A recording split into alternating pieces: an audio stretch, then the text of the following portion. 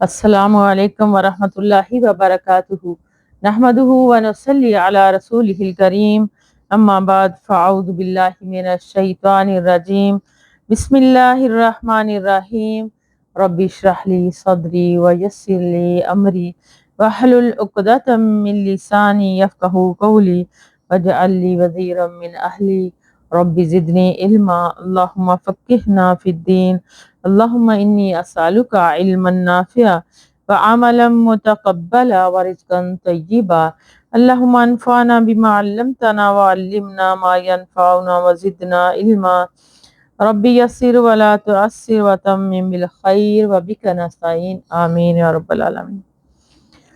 باب المراقبہ، مراقبے کا مطلب ہے کہ اللہ کی طرف دھیان دینے کا بیان۔ قال اللہ تعالی الذی یراک حین تقوم وتقلبک فی الساجدین۔ اللہ سبحانہ تعالیٰ نے ارشاد فرمایا، وہ تجھے دیکھتا ہے جب تو اکیلا نماز میں کھڑا ہوتا ہے اور سجدہ کرنے والوں کے ساتھ تیری نقل و حرکت بھی دیکھتا ہے۔ اور فرمایا وہ تمہارے ساتھ ہے اپنے علم کے لحاظ سے جہاں بھی تم ہو۔ نیز فرمایا بے شک اللہ پر آسمان اور زمین کی کوئی چیز مخفی نہیں ہے۔ اور فرمایا بے شک تیرا رب البتہ گات میں ہے۔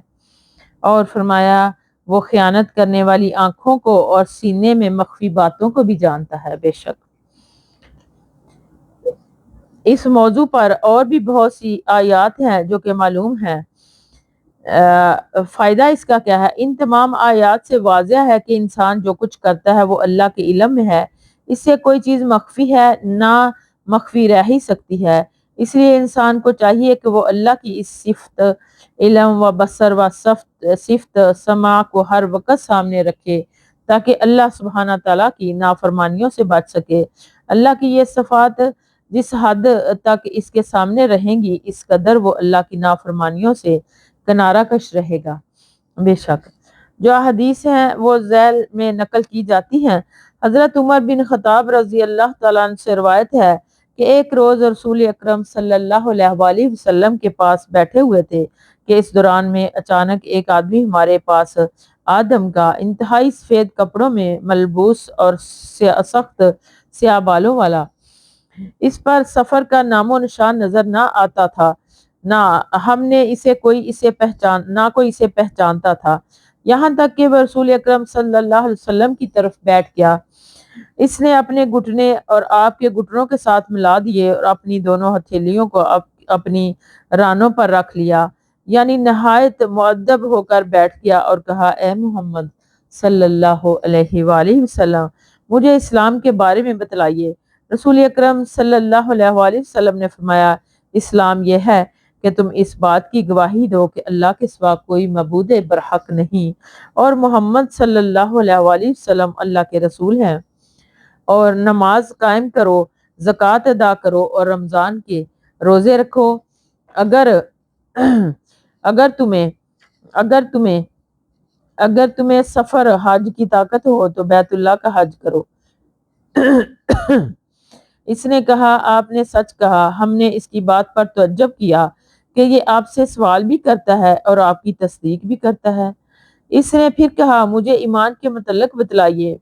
آپ صلی اللہ علیہ وآلہ وسلم نے فرمایا ایمان یہ ہے کہ تم اللہ پر اور اس کے فرشتوں پر اور اس کی نازل کردہ کتابوں پر اور اس کے رسولوں پر اور یوم آخرت پر اور اچھی بری تقدیر پر ایمان رکھو۔ اس نے پھر کہا کہ آپ نے سچ کہا۔ اس نے کہا مجھے احسان کی بابت بتلائیے۔ آپ صلی اللہ علیہ وآلہ وسلم نے ارشاد فرمایا احسان یہ ہے کہ تم اللہ کی ایسی عبادت کرو گویا کہ تم اسے دیکھ رہے ہو، اگر تم اسے نہیں دیکھتے تو وہ تمہیں دیکھ رہا ہے۔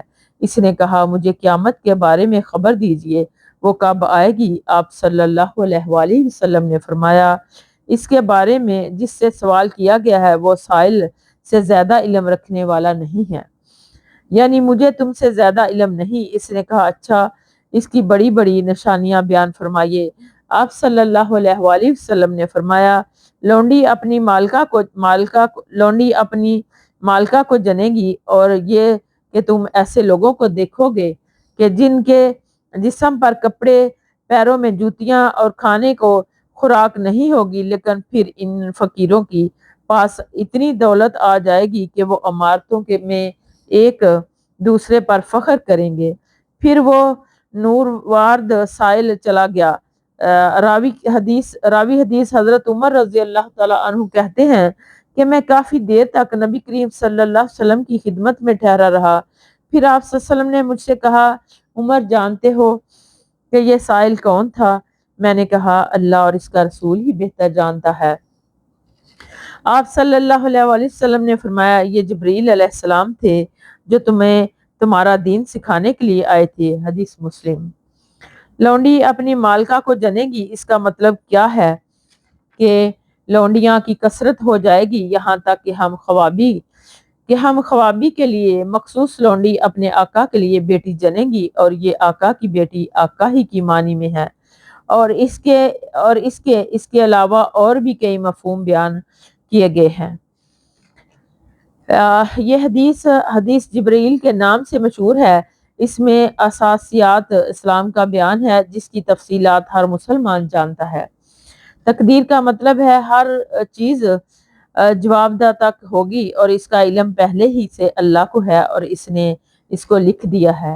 اب جو کچھ ہوتا ہے اس کے علم کے مطابق ہوتا ہے جو اس نے لکھ رکھا ہے۔ اس کے اچھے برے ہونے کا مطلب ہے کہ مثلا فراغت، خوشحالی، پیداوار کی کثرت اور فراوانی یہ خیر، اور قطع سالی، علام و مصائب وغیرہ یہ شر ہے، اور یہ خیر اور شر ہمارے اعتبار سے ہے، اور ورنہ اللہ کے تو ہر کام میں کوئی نہ کوئی حکمت اور مصلحت ہوتی ہے جس کو صرف وہی جانتا ہے۔ اس میں استاد اور شاگرد کے آداب کا بھی تذکرہ ہے۔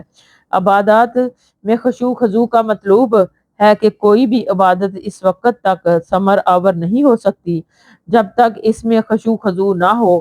اس کا طریقہ یہ ہے کہ انسان کا یہ یقین پختہ ہو کہ اس کا خالق ہر وقت اور ہر جگہ اسے دیکھ رہا ہے، اور وہ ایسے عبادت کرے جیسے خالق حقیقی سے ہم کلام ہو۔ نمبر 5، عالم الغیب صرف اللہ کی ذات ہے۔ انبیاء علیہ السلام نے مستقبل کے بارے میں جو خبریں دی ہیں وہ وحی الہی کی بنیاد پر دی ہیں، اور اسے علم غیب نہیں کہا جاتا۔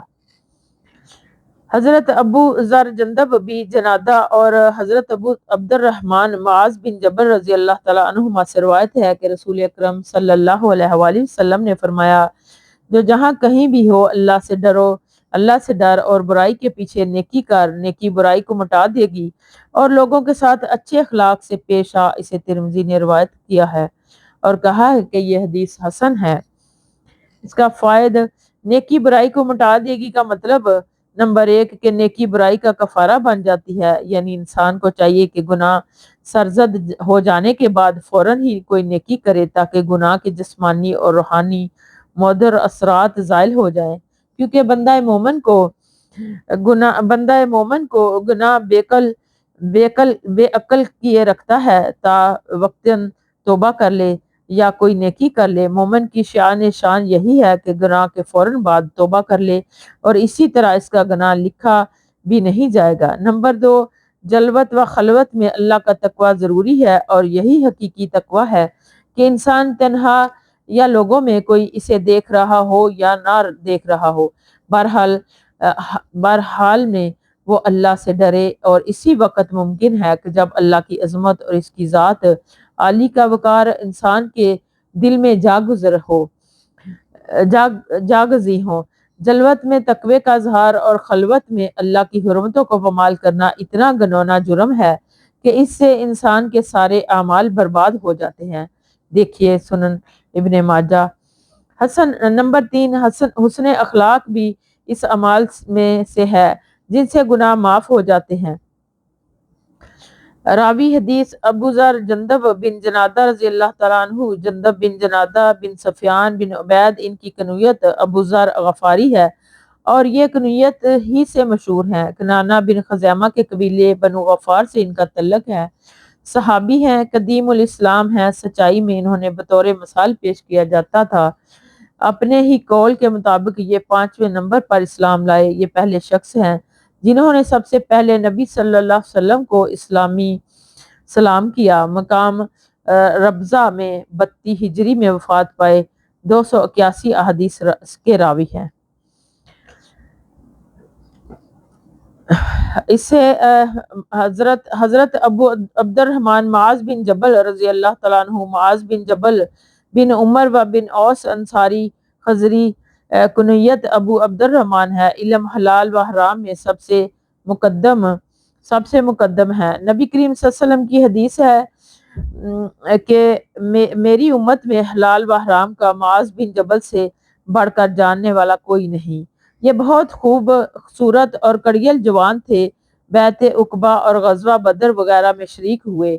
نبی کریم صلی اللہ علیہ وسلم نے ان کو یمن کا اور حضرت عمر رضی اللہ تعالیٰ عنہ کو ابو عبیدہ بن جراح کے بعد شام کا والی اور گورنر مقرر کیا۔ بڑے معزز اور بزرگ فقہائے صحابہ کرام رضی اللہ تعالیٰ عنہ میں سے ان کا شمار ہوتا ہے۔ 17 ہجری کو طاعون امواس میں یا ایک اور قول کے مطابق 18 ہجری کو وفات پائی۔ ابھی انفوان شباب ہی میں تھے کہ 38 سال کی عمر میں خالق حقیقی سے جا ملے۔ کتب حدیث ان کی مرویات کی تعداد 157 ہے۔ حضرت ابن عباس رضی اللہ تعالیٰ عنہ سے روایت ہے کہ میں ایک دن سواری پر رسول اکرم صلی اللہ علیہ وآلہ وسلم کے پیچھے بیٹھا ہوا تھا کہ آپ صلی اللہ علیہ وسلم نے فرمایا کہ اے لڑکے، میں تجھے چند اہم باتیں بتلاتا ہوں، انہیں یاد رکھ تو اللہ کے احکام کی حفاظت کر، اللہ تیری حفاظت فرمائے گا۔ تو اللہ کے حقوق کا خیال رکھ تو اسے اپنے سامنے پائے گا، یعنی اس کی حفاظت اور مدد تیرے ہم رکاب رہے گی۔ جب تو سوال کرے تو صرف اللہ سے کر، جب تو مدد چاہے ما رائے اسباب طریقے سے تو صرف اللہ سے مدد طلب کر، اور یہ بات جان لے کہ اگر ساری امت بھی جمع ہو کر تجھے کچھ نفع پہنچانا چاہے تو وہ تجھے اس سے زیادہ کچھ نفع نہیں پہنچا سکتی جو اللہ تعالیٰ نے تیرے لیے لکھا ہے، اور اگر وہ تجھے کچھ نقصان پہنچانے کے لیے جمع ہو جائے تو اس سے زیادہ کچھ نقصان نہیں پہنچا سکتی جو اللہ سبحانہ تعالیٰ نے تیرے لیے لکھ دیا ہے۔ قلم اٹھا لیے گئے یعنی لکھ کر فارغ ہو گئے، اور صحیفے نوشتہ ہائے تقدیر خشک ہو گئی۔ اسے ترمذی نے روایت کیا ہے۔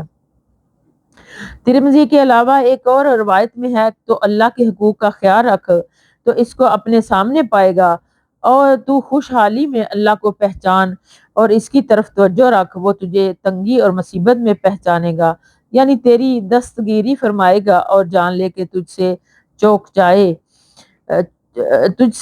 جائے اور وہ تجھے ملنے والا نہیں، اور جو تجھے پہنچنے والا ہے وہ تجھ سے چوک نہیں سکتا۔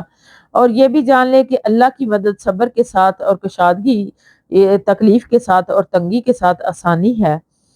اس کے فوائد کیا ہوں گے؟ نمبر 1، اللہ تعالیٰ کے فیصلے کو کوئی بدلنے پر قادر نہیں۔ بے شک دنیا میں جو بھی تکلیف آتی ہے وہ ہمیشہ نہیں رہتی، اس کے بعد کشادگی اور فراغت انبساط کا موقع آ جاتا ہے۔ نمبر 3، مافوق الاسباب طریقے سے اللہ کے سوا کسی سے نہ مدد مانگی جائے کیونکہ یہ شرک ہے۔ نمبر 4، اللہ تعالیٰ کے حقوق انسان خیال رکھے تو اللہ تعالیٰ بھی اپنے اس بندے کا خیال رکھتا ہے اور مدد فرماتا ہے، بے شک۔ نمبر 5، نوجوان بچوں کو گاہے بگاہے دینی احکام اور اللہ تعالیٰ کی عظمت سے آگاہ کرتے رہنا چاہیے تاکہ ان کے دل میں اللہ تعالیٰ کی محبت اور عظمت جاگزی رہے۔ نمبر 6، اجتماعی واعظ نصیحت کے ساتھ ساتھ انفرادی اصلاح اور تربیت کا بھی اہتمام کرنا چاہیے، یہ زیادہ مؤثر ہے۔ تو اس لیے ہم سب کو کوشش کرنی چاہیے کہ دین کی وقتاً بوقتاً تعلیم دیتے رہیں اور تبلیغ کرتے رہیں۔ اللہ سبحانہ تعالیٰ سے دعا ہے کہ وہ ہمیں اس کی توفیق عطا فرمائے، آمین۔ وآخر دعوانا ان الحمد للہ رب العالمین۔